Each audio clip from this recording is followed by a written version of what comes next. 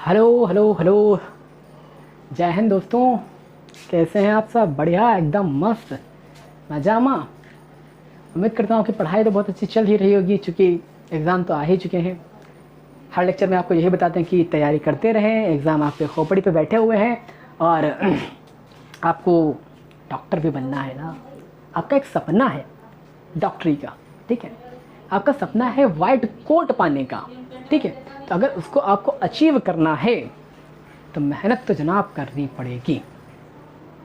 मेहनत आपको करनी पड़ेगी, बहुत तगड़ी वाली, हार्ड वाली, ठीक है।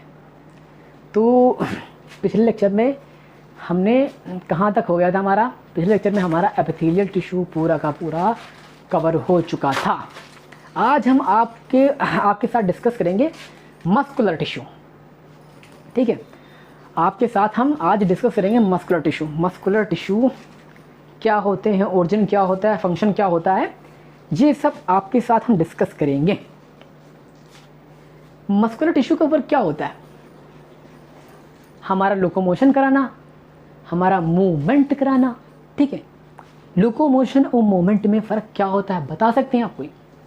ठीक है, मूवमेंट में और लोकोमोशन में क्या फ़र्क होता है? मूवमेंट, हम ये हिल रहे हैं ऐसे ऐसे, ठीक है, हिल रहे हैं, ठीक है। ये हाथ पैर अपने ऐसे ऐसे चला रहे हैं, ये हमारा एक मूवमेंट हो गया। या फिर आपको अच्छा एग्जांपल हम दें, वो लखनऊ गर्ल जानती हैं, उनकी कितनी फेमस हो चुकी है। बेचारा कैब ड्राइवर को किस तरह से कूद कूद के मारी थी, अटैक अटैक अटैक, इसी तरह मारा था ना उसने। तो उसके जो हाथ पैर ऐसे चल रहे थे एक जगह पे खड़े होके, हालांकि उसने चला भी, उसने लोकोमोशन भी किया, लेकिन जब खड़े होके मार रही थी बेचारे उस गरीब को, एक कैब ड्राइवर को, तो उसके हाथ पैर चल रहे थे। तो ये मूवमेंट जो हो रहा था वो किसके थ्रू होता है? वो मसल्स के थ्रू होता है। बेचारा कैब ड्राइवर सीधा था, बहुत सीधा था, गरीब था बेचारा, क्या करे, गरीब का यही होता है। वो दबा दिए जाते हैं बेचारे, दबा दिए जाते हैं। अब बिन गलती को, उसको पता नहीं मैडम जी को काहे का गुस्सा था, जो 22 थप्पड़ जड़ दिए। अरे शुक्र बनाओ कि वो कैब ड्राइवर था। अगर अपने सलमान भाई वगैरह जैसा कोई होता तो पापा की परी तो हवा में उड़ी, यही होता फिर, ठीक है।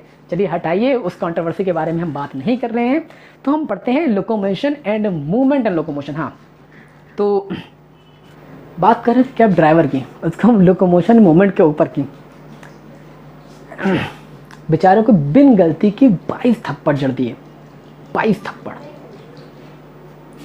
काफ़ी गलत किया उन्होंने। सोचना चाहिए था कि किसी का भी आत्मसम्मान होता है, लेकिन हम समझो एक सैल्यूट करते हैं उस कैब ड्राइवर को जो इतना सहनशील था। उसके घर वालों ने उसको इतनी अच्छी शिक्षा दी थी कि कभी महिला के ऊपर हाथ ना उठाना, और उसने यही किया, उसने यही किया। 22 थप्पड़ खाने के बावजूद उसने हाथ तक नहीं उठाया, कुछ नहीं किया, और सही किया उसने, क्योंकि हमारे समाज में। तो शुरू करते हैं अपना प्यारा सा ब्यूटीफुल सा लेक्चर मस्कुलर टिश्यू, ठीक है।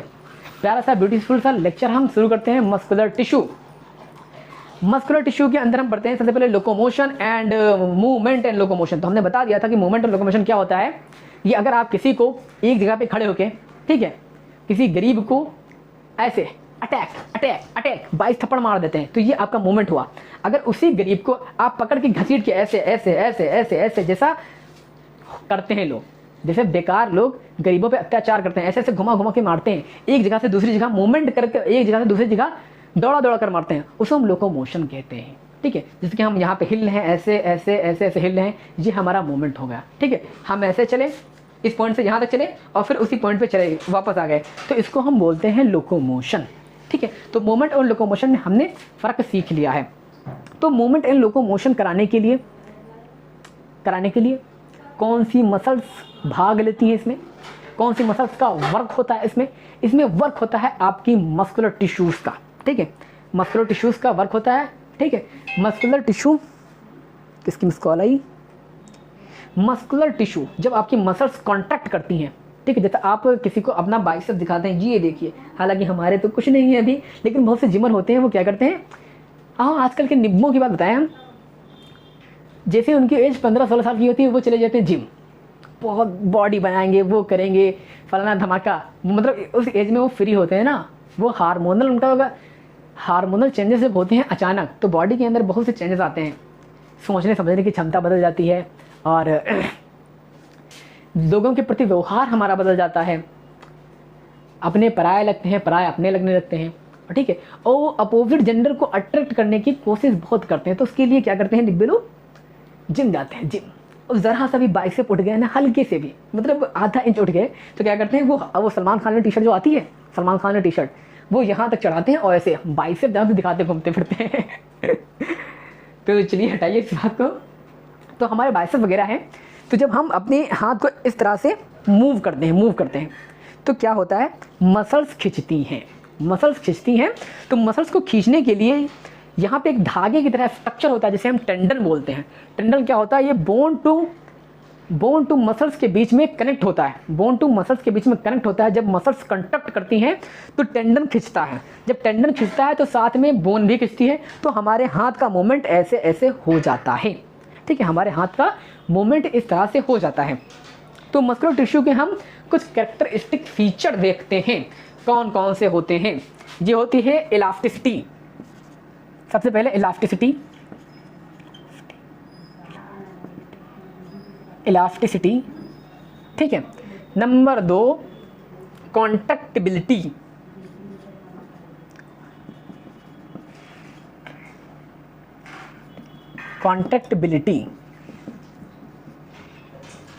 नंबर 3 एक्साइटेटरी होती हैं। ये एक्साइटेटरी की स्पेलिंग जरा, हाँ, एक्साइटेटरी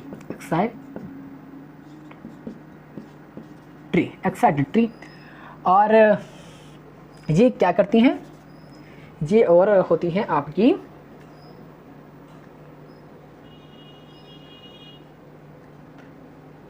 एक्सटेंटिबिलिटी,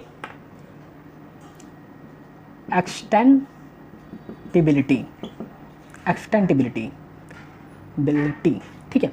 तो आपके जो मस्कुलर टिश्यू है, इनके कुछ 4 कैरेक्टरिस्टिक फीचर हैं। ये इलास्टिसिटी दर्शाती है। इलास्टिसिटी क्या होता है, जैसे कि किसी चीज़ का, किसी ऑब्जेक्ट का खिंच जाना, जैसे कि हमारा मार्कर है, इस मार्कर को हम इस तरह से खींच दें, ठीक है, और खींचने के बाद थोड़े समय बाद ये अपनी पुरानी स्टेज के ऊपर आ जाए, मतलब अपनी पुरानी अवस्था के ऊपर आ जाए, इसको हम इलास्टिसिटी बोलते हैं। मतलब किसी चीज़ का शेप एंड साइज बदल जाए, लेकिन कुछ समय बाद जब रेस्टिंग पोजीशन आ जाए, ठीक है, रेस्टिंग पोजीशन आ जाए तो फिर से अपनी पुरानी स्टेज के ऊपर आ जाए, उसको हम बोलते हैं इलास्टिसिटी। नंबर 2 पे आती है कॉन्ट्रैक्टिबिलिटी का मतलब कोई मसल से खिंच जाए, सिकुड़ जाए, ठीक है, उसे हम कॉन्ट्रैक्टिबिलिटी बोलते हैं। फिर एक्साइटेटरी मतलब ये नर्व इम्पल्स को कंडक्ट करती हैं, ये एक्साइटेटरी होती हैं। नंबर 4 आपका आता है एक्सटेंटिबिलिटी का मतलब भी होता है कि मसल्स का खिंच जाना, ठीक। तो यहाँ पे हम एक फीचर के बारे में पढ़ते हैं, कॉन्ट्रैक्टिबिलिटी क्या होती है, किस तरह से होती है, मसल्स किस तरह से खिंचती हैं, सबके बारे में पढ़ते हैं। जैसे कि आपकी ये कोई मसल्स है,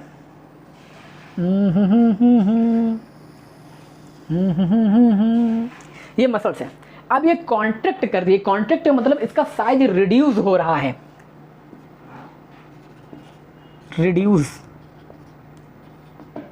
इसका साइज रिड्यूस हो रहा है। तो ये मान लीजिए इतनी बड़ी सेल हो गई, ये मसल्स इतनी बड़ी थी, ये इतनी बड़ी कैसे हुई, इसके पीछे का क्या क्या प्रोसेस है, तो भैया आपको हम आज फुल डिटेल में बहुत मस्त बताने वाले हैं। मसल्स को कंट्रक्शन करने के लिए ऑर्डर आते हैं, ठीक है, कि भैया इस मसल्स को कंट्रैक्ट करो, ठीक। जैसे कि हमको किसी को मारना है, थप्पड़ जड़ना है, तो हमारे ब्रेन से ऑर्डर आते हैं मोटर न्यूरॉन लेके कि इस मसल्स को ऐसे खींचो और धाड़ से थप्पड़ लगाओ, ठीक, धाड़ से थप्पड़ लगाओ। तो मसल्स को ऑर्डर आते हैं, तभी मसल्स खिंचती है, रिड्यूस होती है, कॉन्ट्रैक्ट करती है। तो एक न्यूरॉन आता है यहाँ पे, न्यूरॉन, ये हो गई सेल बॉडी,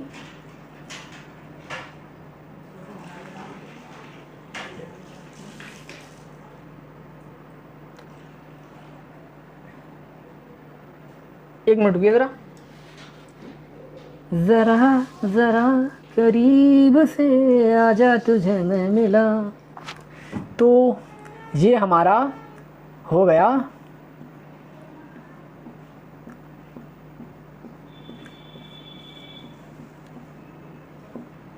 एक हैप्पी सा न्यूरॉन, ठीक है। ये इसका हो गया एक्सॉन, ठीक है। और ये हो गए इसके एक्सॉन टर्मिनल, और यहाँ पे पाए जाएंगे वेसिकल वगैरह, ठीक। ये हुआ आपका एक्सोप्लाज्म, एक्सोप्लाज्म, ठीक। ये हुए आपके डेंड्राइट। कक्षा 9 से आप पढ़ते आ रहे हैं डेंड्राइट। ये हुए आपके डेंड्राइट, ये हुआ आपका एक्सोप्लाज्म, और ये हुए आपके एक्सॉन। इसको बोलते हैं एक्सॉन टर्मिनल, एक्सॉन टर्मिनल, ठीक है। और यहाँ पे हालांकि हमने ये एक रफली स्ट्रक्चर बना दिया है आपको मोटा मोटा समझाने के लिए, लेकिन जब हम नर्वस टिश्यू पढ़ेंगे तो आपको हम एक न्यूरॉन का इतना अच्छा सुंदर प्यारा सा स्ट्रक्चर बना के देंगे जिसमें फुल डिटेल आपकी होगी, ठीक, फुल डिटेल आपकी होगी। तो इसमें क्या होता है कि ये डेंड्राइट है, और यहाँ पे आपके वेसिकल होते हैं, इन्हीं वेसिकल के अंदर क्या भरा होता है, न्यूरोट्रांसमीटर,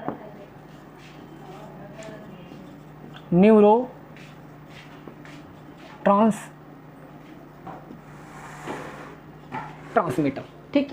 न्यूरोट्रांसमीटर के अंदर अब हाँ, इन वेसिकल्स के अंदर भरे होते हैं आपके न्यूरोट्रांसमीटर में होते हैं मैसेज, ठीक, मैसेज। ये क्या करते हैं, ये न्यूरोट्रांसमीटर को यहाँ पे रिलीज कर देते हैं, और इन मसल्स के ऊपर कुछ रिसेप्टर लगे होते हैं, ठीक। वहाँ पे आके ये न्यूरोट्रांसमीटर अटैच हो जाते हैं। क्या हुआ आपको हम फिर से बताते हैं। ये आपका एक न्यूरॉन है, उसकी सेल बॉडी ये डेंड्राइट है, ठीक। ये डेंड्राइट है, उसकी सेल बॉडी है, और ये आपका एक्सॉन है। उसके अंदर जो आपका साइटोप्लाज्म भरा है उसको हम एक्सोप्लाज्म बोलते हैं, क्योंकि हम यहाँ पे न्यूरॉन का स्ट्रक्चर पढ़ रहे हैं तो उसको हम एक्सोप्लाज्म बोलते हैं। उसके नीचे आपका आता है एक्सॉन, और एक्सॉन के नीचे आती हैं कुछ वेसिकल। उन वेसिकल्स के अंदर न्यूरोट्रांसमीटर भरे होते हैं। न्यूरोट्रांसमीटर क्या होते हैं, इनके अंदर समझो ऑर्डर देने की प्रॉपर्टीज होती हैं। ये क्या करते हैं, ये यहाँ पे रिलीज हो जाते हैं और मसल्स के ऊपर रिसेप्टर लगे होते हैं, उनसे अटैच हो जाते हैं। जैसे ये अटैच होते हैं इसको हम बोलते हैं न्यूरोमस्कुलर जंक्शन, हाँ, इसको बोलते हैं एनएमसी,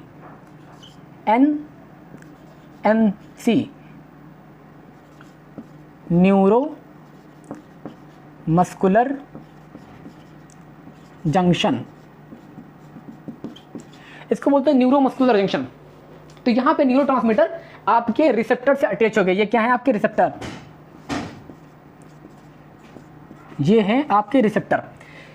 जो मसल्स को कंटेक्ट करने के लिए जो न्यूरोट्रांसमीटर होते हैं वो ज्यादातर आपके एसिटाइलकोलिन होते हैं, जिनको हम ACH बोलते हैं, ठीक। तो ये हुए आपके ACH, इनकी फुल फॉर्म है एसिटाइलकोलिन,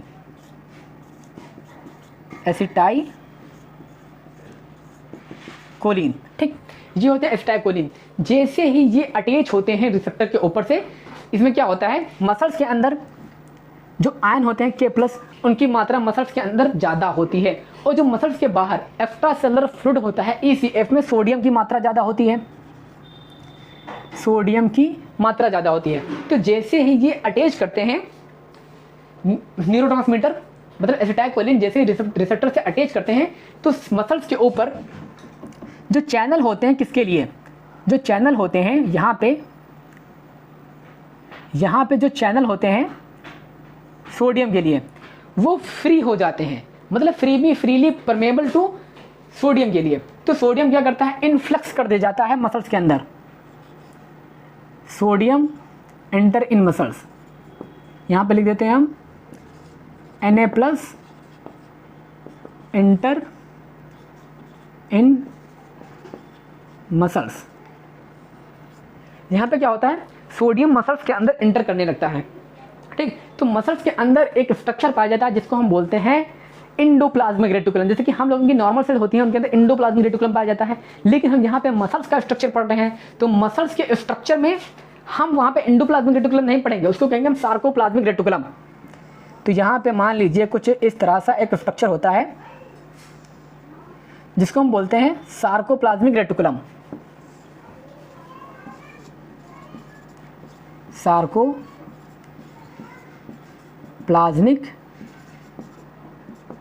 रेटिकुलम, सार्कोप्लाज्मिक रेटिकुलम।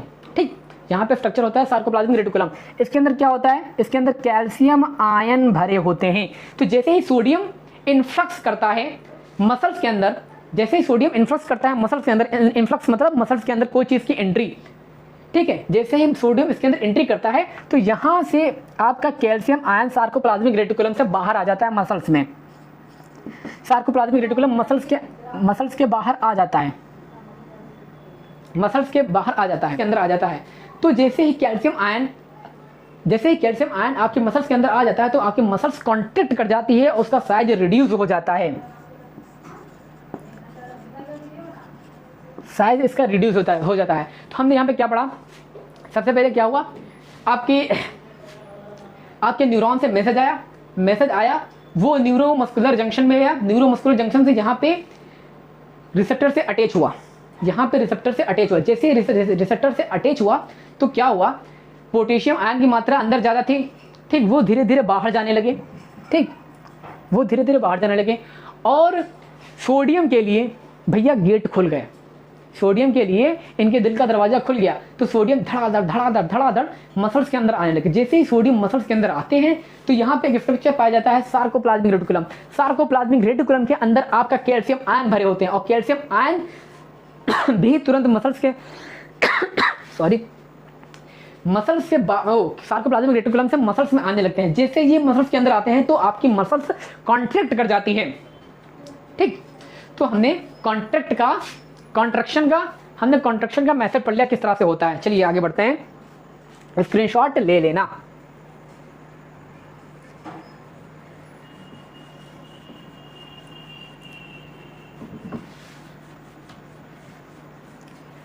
अब हम पढ़ते हैं टाइप ऑफ मसल्स कितने टाइप की होती हैं। वी हैव 3 टाइप मसल्स, लिख देते हैं यहाँ पे, वी हैव 3 टाइप ऑफ बस हमारे पास 3 टाइप के हैं, वॉलेंट्री के हैं, वॉलेंट्री मसल्स। दूसरा नाम बताइए इसका, स्ट्राइटेड मसल्स।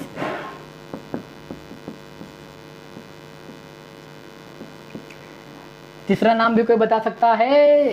देखें कौन बताएगा इसका तीसरा नाम, कौन बनेगा करोड़पति जनाब? इसका तीसरा नाम है skeletal muscle. Third name skeletal muscles. Skeletal muscles, voluntary muscles इसको इसलिए कहते हैं, ठीक, वॉलेंट्री मसल्स इसको इसलिए कहते हैं क्योंकि ये अपने कंट्रोल में होती हैं। ठीक, जैसे हमारी बाइसेप्स की मसल्स, हमारे ट्राइसेप्स की मसल्स, हमारे पैरों की मसल्स। ठीक है, हम चाहें तो अपने हाथ को इस तरह से उठाएं, ये हमारे कंट्रोल में है। ठीक, तो ये वॉलेंट्री भी, हम चाहें तो आगे चलें या पीछे चलें, ये मसल्स भी हमारे कंट्रोल में है, इसको वॉलेंट्री कहते हैं। ठीक, इसको स्ट्राइटेड मसल्स भी कहते हैं। स्ट्राइटेड इसलिए कहते हैं, इन मसल्स के ऊपर लाइनिंग पड़ी होती है। लाइनिंग काहे की होती है? जो आपके डार्क बैंड होते हैं ना, उनकी लाइनिंग पड़ जाती है, तो उसको स्ट्राइटेड मसल्स भी बोलते हैं। स्केलेटल मसल्स फाइबर के। सबसे पहले हमने पढ़ा मसल्स कितने टाइप की होती हैं। We have 3 type of muscles. Number 1 voluntary.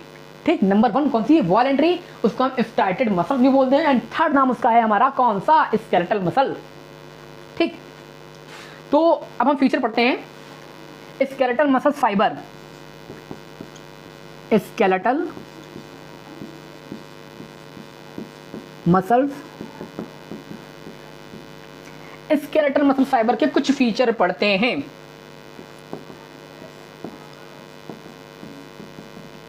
ये आपकी सिलेंड्रिकल होती है।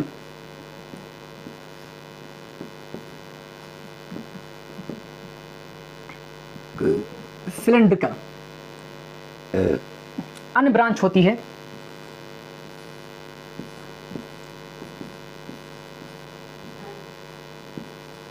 ये अनब्रांच होती है, मल्टी न्यूक्लिएटेड होती है।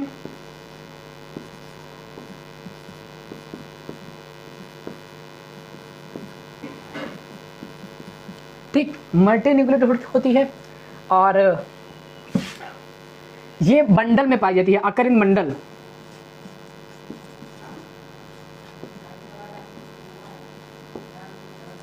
ये बंडल्स में पाई जाती है और इनका जो न्यूक्लियस होता है वो पेरिफ्री होता है।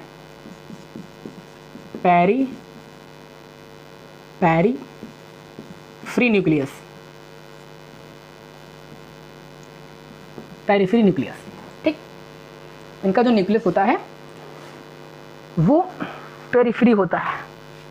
तो हमने पढ़ लिया जो स्केलेटल मसल फाइबर होती हैं ये सिलेंड्रिकल होती हैं, अनब्रांच होती हैं, मल्टी न्यूक्लिएटेड होती हैं। मल्टी न्यूक्लिएटेड का मतलब भैया यहाँ पे क्या है? मल्टी न्यूक्लिएटेड का मतलब क्या है?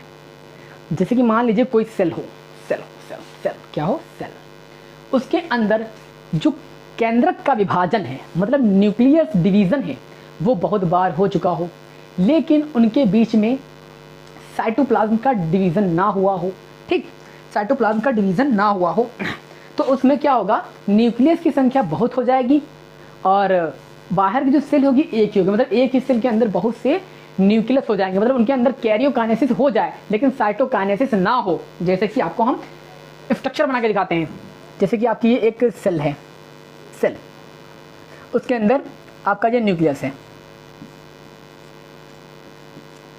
न्यूक्लियस, आपका ये न्यूक्लियस है। अब क्या हो, ये सेल में डिवीजन हो,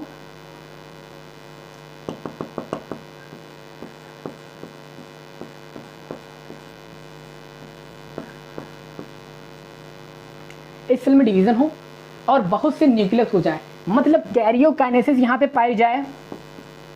कैरियोकाइनेसिस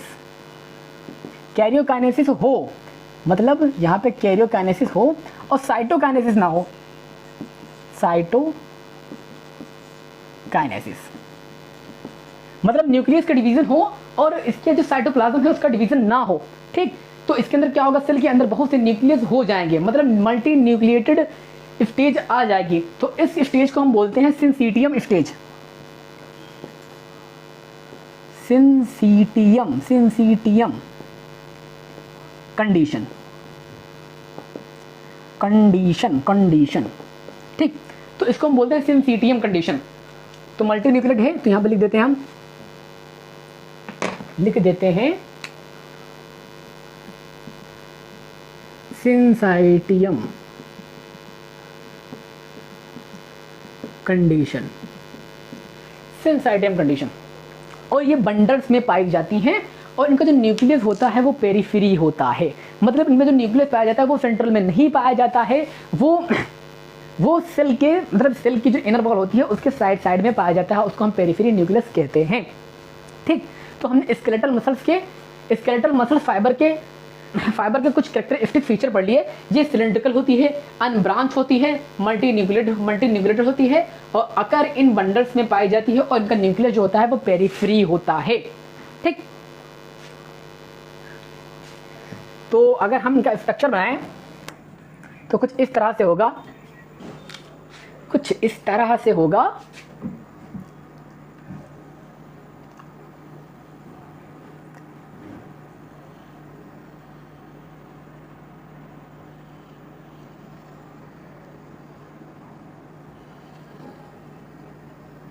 ठीक, इनमें कोई ब्रांच नहीं है, मतलब ब्रांच इनमें नहीं पाई जाती, ये सिलेंड्रिकल होती हैं।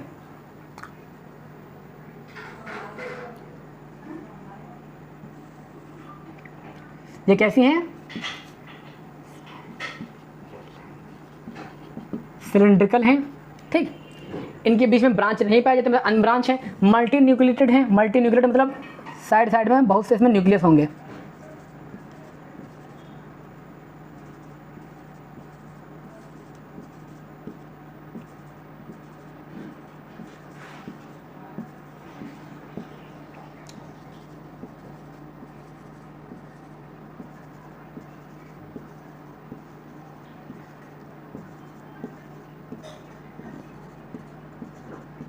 ठीक, इसमें बहुत से न्यूक्लियस होंगे और इनमें बंडल भी पाए जाएंगे।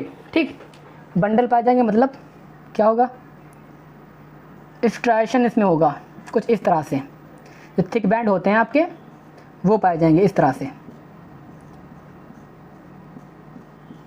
ठीक, न्यूक्लियस तो साइड में होगा ही। स्ट्रक्चर इतना सुंदर नहीं बना पाए उसके लिए सॉरी। स्ट्राइशन अकरिंग,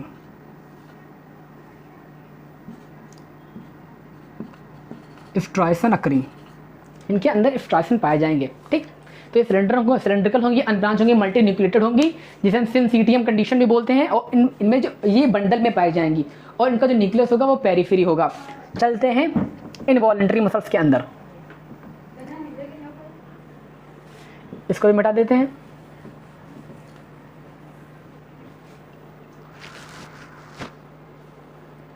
नंबर 2,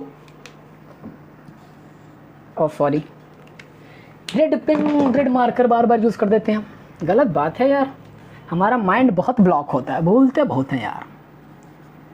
बताएं कोई जड़ी बूटी जिससे हम खाएं और हमारा दिमाग टनाटन काम करे, है कोई जड़ी बूटी? अगर आपको पता हो तो कमेंट बॉक्स में ज़रूर बताइएगा, फिर जाएं हम भी कहीं जंगलों में जड़ी बूटी वगैरह ढूंढें जिससे हमारा दिमाग तेज़ हो। वॉलेंट्री, फिर आता है इनवॉलेंट्री।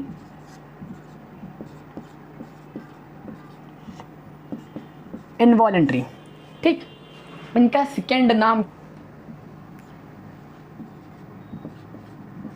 Smooth muscle. ठीक, और इसका थर्ड नाम भी होता है जिसको कहते हैं हम क्या, जिसको कहते हैं हम non STRIDE muscles, non striated muscles, striated muscles, non striated muscles. तो इनके कुछ फंक्शन हम पढ़ते हैं। ठीक, इनके हम कुछ फंक्शन पढ़ते हैं, कौन कौन से, जैसे कि हमने इसके अंदर फंक्शन पढ़ा था स्केलेटल मसल फाइबर का, स्केलेटल मसल फाइबर का। इसी तरह इसके अंदर हम फंक्शन पढ़ेंगे स्मूथ मसल फाइबर का, smooth muscles fibre, smooth muscle fibre. ठीक, ये कैसी होती है, ये होती है फ्यूजिफॉर्म,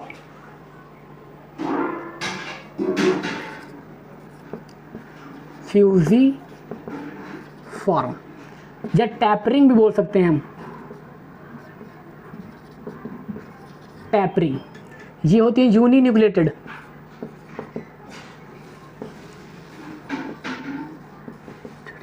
यूनिन्यूक्लिएटेड। ये कहाँ पाई जाती हैं, ये बंडल में नहीं पाई जाती हैं, ये सीट में पाई जाती हैं, ऑकर इन शीट। और इनमें न्यूक्लियस जो होता है वो सेंट्रल होता है, वो पेरिफेरी नहीं होता है, सेंट्रल न्यूक्लियस, सेंट्रल न्यूक्लियस। ठीक, तो स्मूथ मसल फाइबर के अंदर क्या होता है, ये फ्यूजिफॉर्म होती है, टैपरिंग होती है, ये यूनिन्यूक्लिएटेड होती है, मतलब इसमें सिंगल न्यूक्लिएटेड पाया जाता है, इसमें मल्टी न्यूक्लिएटेड कंडीशन नहीं होती है।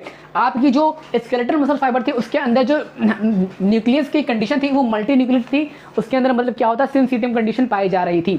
लेकिन जो आपकी पसीना बहुत है यार, चूँकि हमने फ़ैन बंद किया है, फ़ैन इसलिए बंद किया है कि आपको आवाज़ हमारी क्लियर आए, वरना फ़ैन की आवाज़ कुटर कुटर कुटर कुटर आती रहती थी। ठीक, तो इसके अंदर यूनिन्यूक्लिएटेड पाया जाता है, एक न्यूक्लिएटेड न्यूक्लियस पाया जाता है, और ये बंडल में नहीं पाई जाती है, ये शीट में पाई जाती है, और उनका जो सेंट्रल होता है न्यूक्लियस होता है वो सेंट्रल न्यूक्लियस होता है।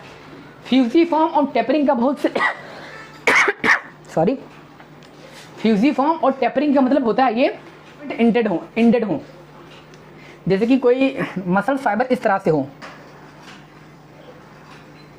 इस तरह से हो, और बीच में न्यूक्लियस हो। ठीक, देख रहे हैं यहाँ पे पॉइंट और यहाँ पे पॉइंट क्लोज है, बंद है, यहाँ पे पॉइंट क्लोज है, मतलब फ्यूजिफॉर्म की तरह है। ये टैपरिंग है, इनके एंड क्लोज हैं। ठीक, तो हमने पढ़ लिया स्मूथ मसल फाइबर के फीचर, ये फ्यूजिफॉर्म, टैपरिंग, यूनिन्यूक्लिएटेड, आकार शीट एंड सेंट्रल न्यूक्लियस होता है। अब हम थर्ड नंबर की मसल्स पढ़ेंगे जिसको हम बोलते हैं कौन सी, कार्डियक मसल्स। कार्डियक मतलब आपके दिल दिल दिल दिल धड़काए, सीटी बजाए, वो वाली मसल पढ़ेंगे। इनवॉलेंट्री, इनवॉलेंट्री तो जानते ही हैं, जो अंदर के विसरल ऑर्गन बनाती है। यहां पे लिख देते हैं हम internal organ, internal organ, internal organ या विसरल ऑर्गन बनाती है, ठीक, जिन पे अपना कंट्रोल नहीं होता है, ठीक, जिन पे अपना कंट्रोल नहीं होता है, तो उनको हम बोलते हैं इनवॉलेंट्री मसल्स। जिन पे अपना कंट्रोल होता है उनको हम बोलते हैं वॉलेंट्री मसल्स या स्केलेटल मसल्स। नंबर थर्ड आपकी मसल्स पाई जाती हैं जिन्हें हम कार्डियक मसल्स भी बोलते हैं। क्या कार्डियक मसल्स के ऊपर आपका कंट्रोल होता है? होता है। या फिर ऐसा होता है कि जब आप चाहें तो आपका दिल तेज धड़कने लगे, धड़ धड़ धड़ धड़, दिल धड़काए, सीटी बजाए, बीच सड़क पे है नाम मेरा पुकारे, वो करके इशारे। आगे क्या था? वो लड़का आंख मारे, यही तो गाना था। तो लोग कोई कह रहे होंगे ये क्लास चल रही है या सिंगिंग क्लासेस चल रही है, वो भी आवाज़ फटेबाज जैसी। वाह वाह, क्या बात है, कोई बात नहीं, करते हैं, ठीक। तो इनवॉलेंट्री मसल्स हो गई हमारी, वॉलेंट्री मसल्स हो गई। अब हम पढ़ते हैं क्या, कार्डियक मसल्स। कार्डियक मसल्स जो आपके दिल में होती हैं, लेकिन आपका दिल किसके पास है? 90 लोगों से पूछो, वो तो बताएंगे हमारा दिल तो वो लेके चली गई। अरे आपका ब्लड का हैसे पंप कर रहा है अगर दिल को लेके चला गया, क्या बताएं यार, ठीक। तो आपकी जो कार्डियक मसल्स होती हैं यहाँ पे नंबर थर्ड वाली हैं ये, ठीक। नंबर 2 वाली हमने मिटा दी, number third cardiac muscles. Cardiac muscles, cardiac muscle जो होती हैं इनका क्या होता है, इनका जो स्ट्रक्चर जो होता है वो वॉलेंट्री की तरह होता है। ये ब्रांच होती हैं, ठीक, ब्रांच होती हैं और यूनिन्यूक्लिएटेड होती हैं। ये बंडल्स में पाई जाती हैं, इनका न्यूक्लियस भी पेरिफेरी होता है। मतलब इनका जो स्ट्रक्चर होता है वो वॉलेंट्री की पाया जाता है, लेकिन इनका जो फंक्शन होता है जनाब, इनका फंक्शन इनवॉलेंट्री की तरह होता है। तो लिखते हैं structure like, structure like voluntary, voluntary and function like, function like involuntary. इनका जो ना फंक्शन होता है वो इनवॉलेंट्री की तरह होता है, इनका जो स्ट्रक्चर होता है वॉलेंट्री की तरह होता है। तो चलिए इनका हम कुछ प्रॉपर्टीज पढ़ते हैं। एग्जांपल ये कहाँ पाई जाती हैं? हार्ट के अंदर, हार्ट, ठीक। जो आपके पास नहीं है वो कोई और ले गया। ठीक, ये पाई जाती है हार्ट के अंदर। कौन, इनका क्या होता है? ये भी सिलेंड्रिकल होती हैं, साइलेंड्रिकल, साइलेंड्रिकल, ब्रांच्ड होती हैं,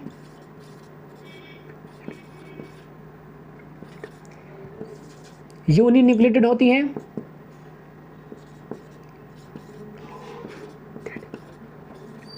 और ये भी बंडल्स में पाई जाती हैं, ठीक। और इनका भी न्यूक्लियस पेरिफेरी होता है।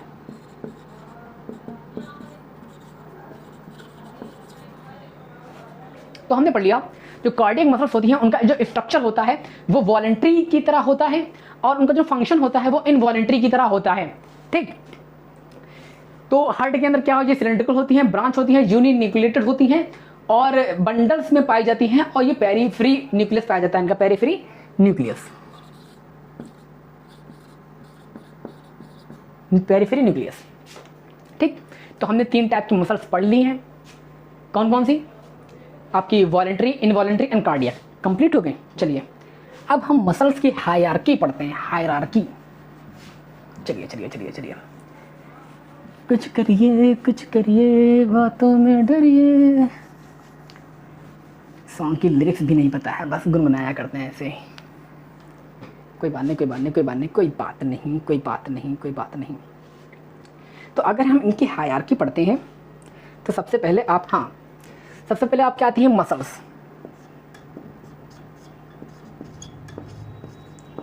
ठीक, मसल्स के आगे क्या बनता है मसल्स बंडल। मसल्स में मसल्स होती हैं, मसल के अंदर मसल बंडल पाई जाती हैं, muscles bundle, muscle bundle, muscle bundle. फिर मसल्स बंडल में पाए जाते हैं मसल फाइब्रिल्स,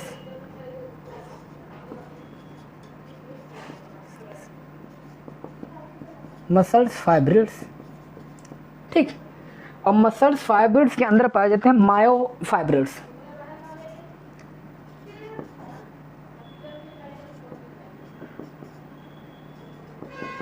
मायोफाइब्रिल्स, ठीक, मायोफाइब्रिल्स। और यही मायोफाइब्रिल्स में पाए जाते हैं आपके मायोफिलामेंट,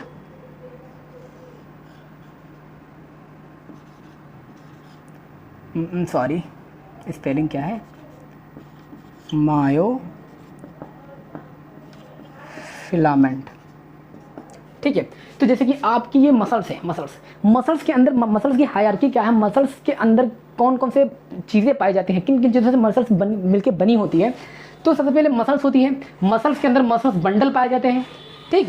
और वही मसल्स के बंडल के अंदर मसल्स फाइब्रिल्स पाए जाते हैं, मसल फाइब्रिल के अंदर मायोफाइब्रिल्स और फिर मायोफिलामेंट्स, ठीक। अगर हम इसको रिवर्स ले जाएं तो मायोफिलामेंट्स मिलके मायोफाइब्रिल्स बनाते हैं, मायोफाइब्रिल्स मिलके मसल फाइबर बनाते हैं, मसल फाइबर बनाते हैं, और मसल्स फाइब्रिल्स मिलके मसल्स बंडल बनाती हैं, और बाद में मसल्स बंडल मिलके आपका मसल्स बनाते हैं।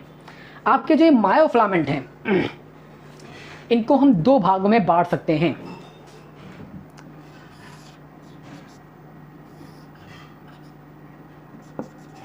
Thin and thick, thin and thick. जो थिन मायोफिलामेंट होते हैं ये एक्टिन से मिलके बने होते हैं, ठीक। जो थिन मायोफिलामेंट होते हैं ये कहाँ से मिलके बने होते हैं, एक्टिन, एक्टिन, और ये मिलके बने होते हैं आपके मायोसिन,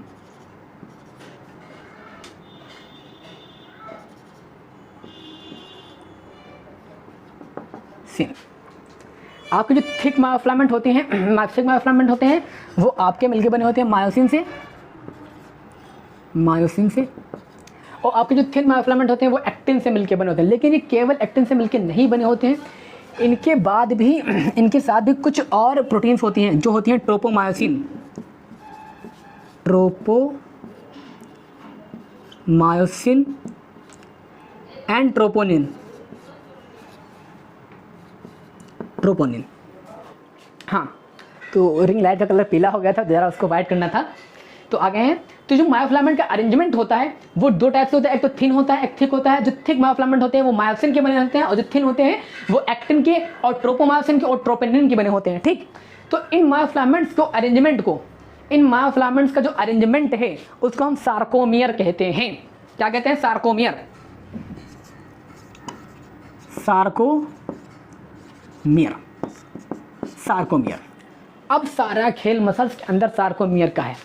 अगर मसल सार्कोमियर खींच रहा है, ठीक, अगर मसल सार्कोमियर कंट्रैक्ट कर रहा है तो सार्कोमियर के साथ आपके मायोफिलामेंट्स कंट्रैक्ट करेंगे, ठीक, मायोफिलामेंट्स कंट्रैक्ट करेंगे, मायोफिलामेंट्स कंट्रैक्ट करेंगे तो आपके मायोफाइब्रिल्स कंट्रैक्ट करेंगे। अगर मायोफाइब्रिल्स आपके कंट्रैक्ट करेंगे तो आपके मसल्स फाइबर भी कंट्रैक्ट करेंगे, मसल फाइबर कंट्रैक्ट करेंगे तो आपके मसल्स बंडल कंट्रैक्ट करेंगे। अगर आपके मसल्स बंडल कंट्रैक्ट करेंगे तो आपकी पूरी की पूरी मसल्स कंट्रैक्ट कर जाएगी। तो यहाँ पे हम चलते हैं, स्ट्रक्चर पढ़ते हैं काय का, सार्कोमियर का, ठीक। स्ट्रक्चर हम पढ़ते हैं सार्कोमियर का। हमने थिक और थिन मायोफिलामेंट सब पढ़ लिए हैं, तो चलते हैं स्ट्रक्चर पढ़ते हैं सार्कोमियर।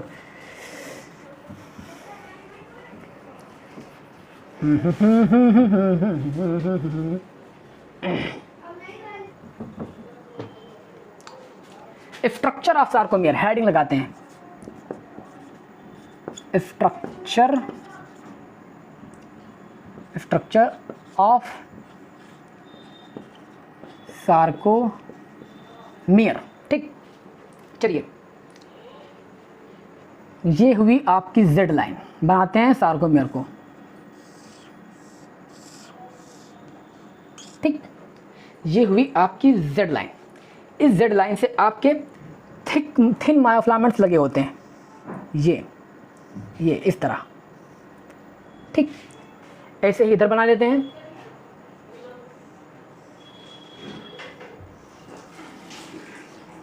इधर भी आपके थिन मायोफ्लामेंट्स लगे होते हैं, ठीक। इनके बीच में क्या होता है, इनके बीच में थिक मायोफ्लामेंट्स लगे होते हैं जो मायोसिन के बने होते हैं। ये हुआ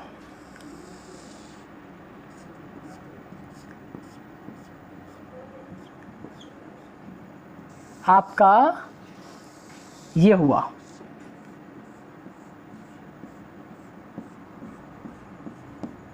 आपका, ये हुआ, ठीक।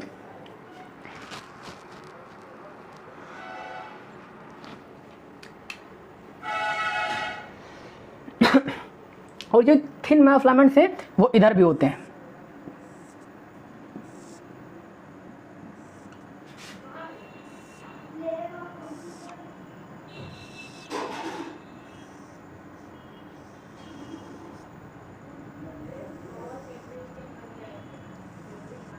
ये आपके हो गए थिन मायोफ्लामेंट, थिन मायोफिलामेंट। ये आपके हो गए थिक मायोफ्लामेंट, थिक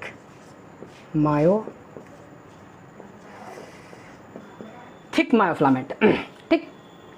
अब हम इनके अंदर क्या बैंड पढ़ेंगे।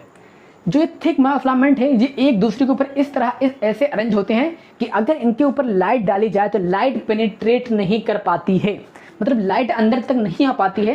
तो इस बैंड को हम बोलते हैं यहां से यहां तक, यहां से यहां तक, इसको बोलते हैं हम डार्क बैंड, डार्क बैंड या ए बैंड भी बोलते हैं, ए बैंड, डार्क बैंड या इसको। तो ए बैंड के अंदर क्या क्या पाया जा रहा है, ए बैंड के अंदर क्या क्या पाया जा रहा है आप यहां पे देख रहे हैं। ए बैंड के अंदर आपका thick myofilament and thin myofilament दोनों पाए जा रहे हैं। तो यहां पे हम लिख सकते हैं बोथ, यहां पे हम लिख सकते हैं बोथ, यहां पे थिक मायोफ्लामेंट और थिन मायोफ्लामेंट दोनों पाए जा रहे हैं। जो दो थिन मायोफ्लामेंट को बाइसेक्टेड एक लाइन कर रही है उस लाइन को हम बोलते हैं जेड लाइन, इसको बोलते हैं हम जेड लाइन, ठीक। इसको बोलते हैं जेड लाइन। जो दो थिन मायोफ्लामेंट्स को अलग अलग कर रही है, मतलब बाइसेक्टेड कर रही है, उसको हम बोलते हैं जेड लाइन, ठीक। जो बैंड यहां से यहां तक पाया जाता है, मतलब जिसमें सिर्फ थिक मायोफ्लामेंट होते हैं, थिन मायोफ्लामेंट का कोई भी पार्ट नहीं होता है। जैसे कि मान लीजिए यहां तक तो आपका थिन मायोफ्लामेंट है, यहां तक आपका थिन मायोफ्लामेंट है, ठीक, थिन मायोफ्लामेंट है। ये जो बीच की दूरी है, ये जो बैंड है, इसको हम बोलते हैं एच बैंड, ठीक, इसको हम बोलते हैं एच बैंड, ठीक। और इधर भी आपके, जैसे आपके ये इधर थिक मायोफ्लामेंट पाए जा रहे हैं, इधर भी आपके थिक मायोफ्लामेंट होंगे, ये बन गए।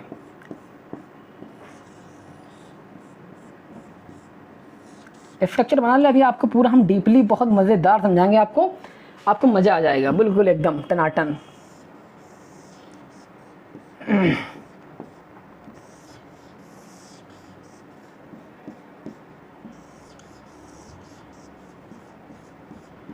ठीक। और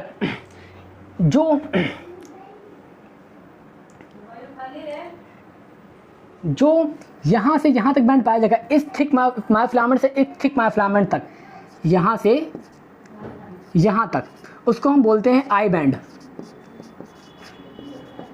उसको हम बोलते हैं आई बैंड, ठीक। जो यहां से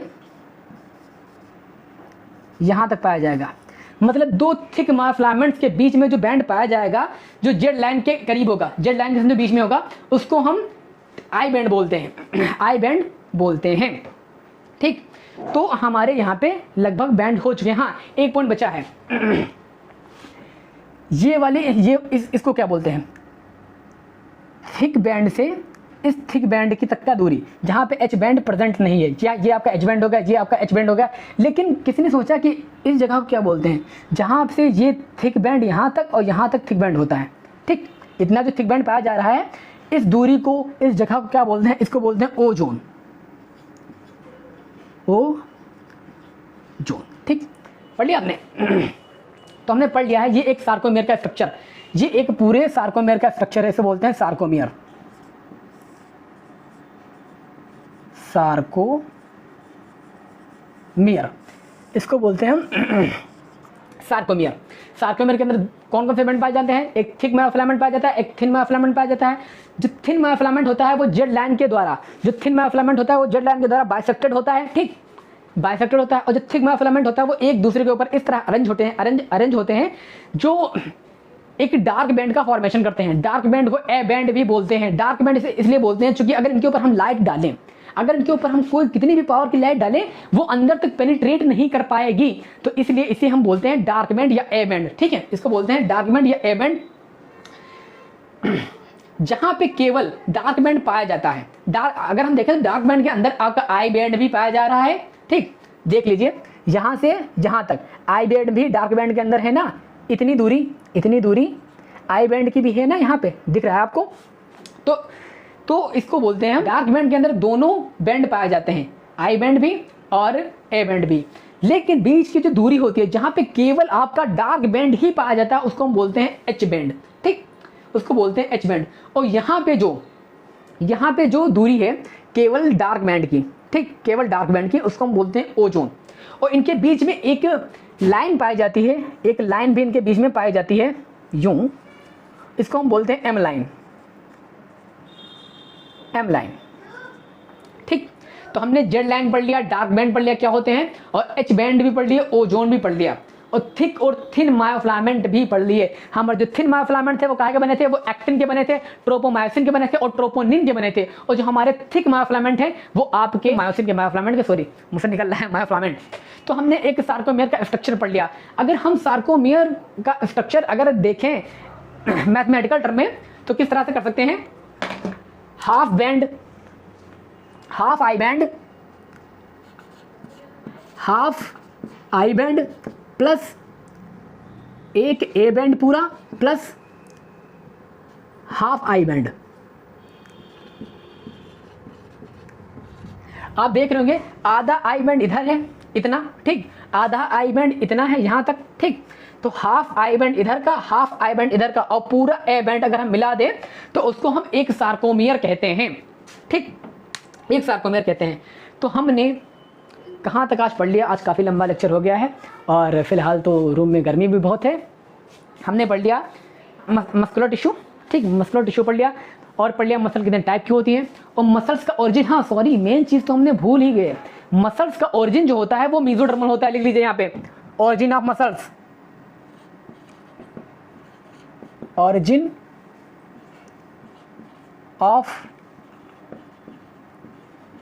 ऑफ मसल्स वो आपका होता है मेसोडर्मल।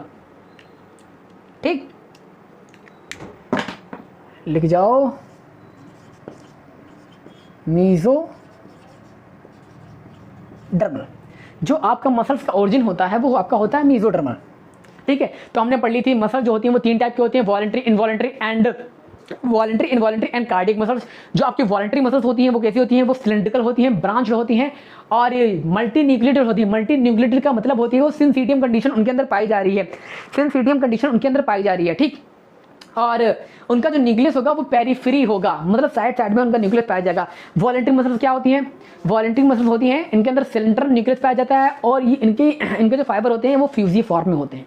इनके जो फाइबर होते हैं वो फ्यूजी फॉर्म में पाए जाते हैं, मतलब टैपरिंग होते हैं, उनके एंड जो होते हैं वो क्लोज होते हैं। ठीक, एंड जो होते हैं उनके क्लोज होते हैं, फ्यूजी फॉर्म में होते हैं उनको, और यूनिन्यूक्लिएटेड होता है, और वो ब्रांच नहीं होती है, वो अनब्रांच होती हैं, और सेंट्रल न्यूक्लियस पाया जाता है। फिर हमने बताया जो कार्डियक मसल होती हैं उनका स्ट्रक्चर जो होता है, उनका स्ट्रक्चर तो बिल्कुल कैसा होता है, वॉलेंटरी मसल्स की तरह वो भी ब्रांच होती हैं, यूनिन्यूक्लिएटेड होती हैं, और उनका और पेरिफेरी न्यूक्लियस पाया जाता है उनके अंदर। ब्रांच होती हैं, यूनिन्यूक्लिएटेड होती हैं, और उनका न्यूक्लियस जो होता है वो पेरिफेरी पाया जाता है, ठीक, उनका पेरिफेरी पाया जाता है, और वो भी बंडल्स के अंदर पाई जाती हैं। तो हमने 3 टाइप की ये मसल्स पढ़ ली हैं। मसल्स पढ़ने के बाद हमने मसल्स की हायरार्की पढ़ी, ठीक, मसल्स की हायरार्की पढ़ी, और उसके बाद हमने पढ़ा पूरा का पूरा मसल वो सार्कोमेयर का स्ट्रक्चर। इतना हमने फिलहाल पढ़ लिया है। कुछ पॉइंट बचे हैं जो मसल्स और इनके बीच में डिफरेंस है।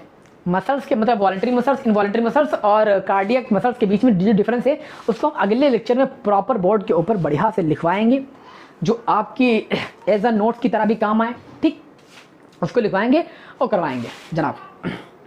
तो अगर आपको वीडियो अच्छी लगी है, ठीक, आपको वीडियो अच्छी लगी है तो प्लीज़ मेरे चैनल को सब्सक्राइब करें, शेयर करें और लाइक भी करें। और हाँ, आपके पेपर भी बहुत करीब आ रहे हैं, पेपर भी बहुत करीब आ रहे हैं। 12 सितंबर को आपका नीट का पेपर है। हम फिर कहते हैं आप मेहनत इतनी खामोशी से करें कि आपकी सफलता शोर मचाए, ठीक, इतनी खामोशी से आप मेहनत करें कि आपकी सफलता शोर मचाए। जैसे कि आप कल ही को देख लीजिए, आपके नीरज चोपड़ा देश के युवाओं के लिए इंस्पिरेशन। उनकी मेहनत इतनी खामोशी तरह थी, मतलब वो जब मेहनत करते थे, अपना स्ट्रगल करते थे, तो पूरा देश हालांकि उनको नहीं जानता था, लेकिन उनकी सफलता ने कल पूरे हिंदुस्तान में शोर मचा दिया। हिंदुस्तान को छोड़ो, पूरी दुनिया के अंदर उन्होंने शोर मचा दिया। उन्होंने हिंदुस्तान के लिए गोल्ड मेडल जीता, जो बहुत बड़ी अचीवमेंट है हमारे देश के लिए, जो बहुत बड़ी अचीवमेंट है। हमारे देश में बहुत से ऐसे युवा हैं जिनके अंदर बहुत सा टैलेंट है, उनको निखारने की ज़रूरत है। तो आप भी अगर स्पोर्ट खेलते हैं या किसी भी लाइन में हैं तो अपना 100% दीजिए वहाँ पे, अपना 100% वहाँ पे दीजिए, और आप भी अपने देश के लिए गोल्ड मेडल लाएँ, ठीक है।